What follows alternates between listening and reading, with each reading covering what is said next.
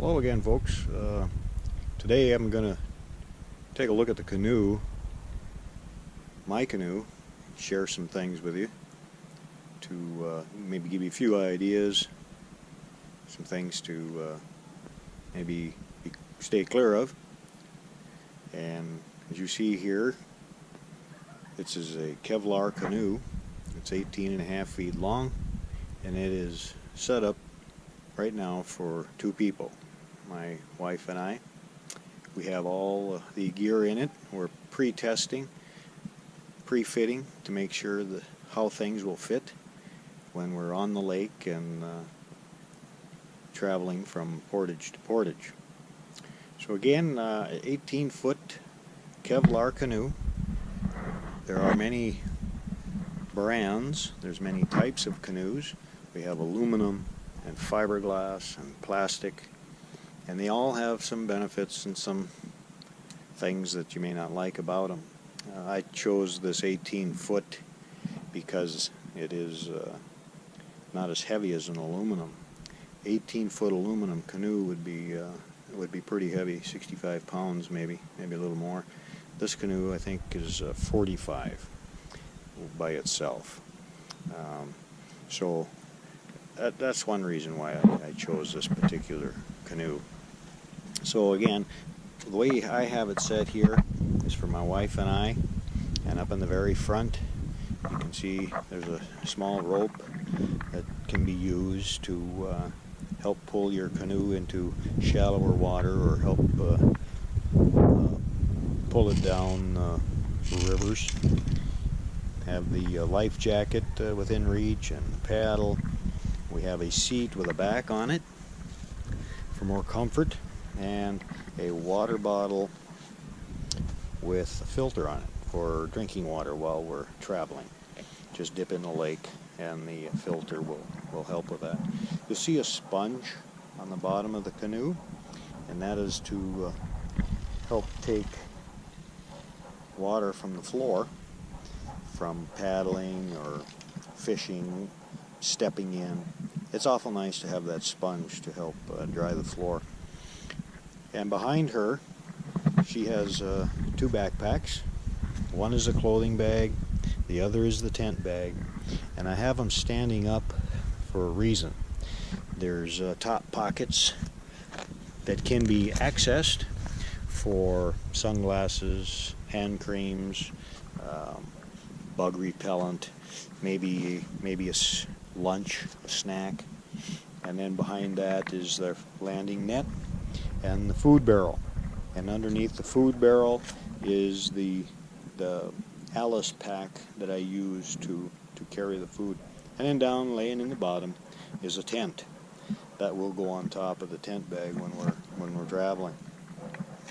And then next in line we have the tackle bag and the cook kit, and again it's upright so that I can get a hold of these pockets to see if there's some, again, more sponges, flashlights, things like that. Then it's my camera sitting on this third seat. I put this seat in so that if we have and when we have a third party, we can use that. My life jacket there within reach, and I have my sponge and a paddle. Now you'll see on the side of the canoe here, this is a depth finder holder, and under it I have a spare paddle. The other side I have my fishing rod tied to the canoe. It's tied there, so when we get to the portage I just leave it and I don't have to carry it on my shoulder, so that's kind of a nice. And in my chair, it's got a backrest as well. It's got a little pocket on the back for lunch as well, hand creams, maybe bug repellent. And I have my water bottle with filter in it to replenish fluids.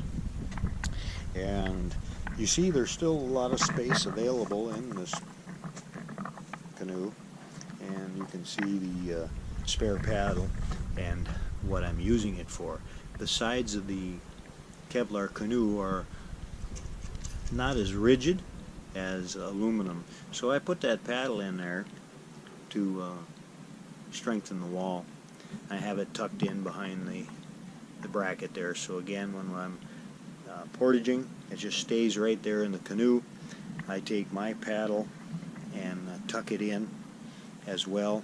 I take my wife's paddle up in front and tuck it in as well alongside the seat, so I don't have to carry them. If you've experienced that in the past, you have all your arms full of things trying to walk through the trail, and it can be kind of difficult. In the middle of the canoe here, you'll see the yoke for carrying the canoe. Make sure that you have a strong one, and it's got good soft pads, because it'll be sitting on your shoulder. And in the future, we'll be showing you a little bit more about the canoe yoke, how to put the canoe on your shoulder, how to take it down off your shoulders, a few things in regards to that. But here's the canoe.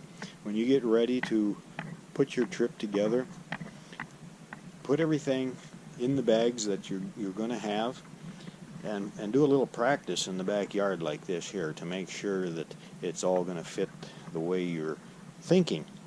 And you can make alterations before you get to your entry point. It's kind of a hassle to try and figure that out on the fly. Now this food barrel here, this particular food barrel will hold 2 weeks of dried foods, and that one too, we will be going through that later on, describing the food barrel and the food.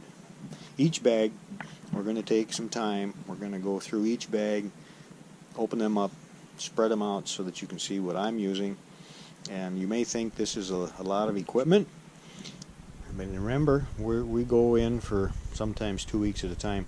For shorter trips, you could certainly pare down your clothing bag, pare down your tackle bag.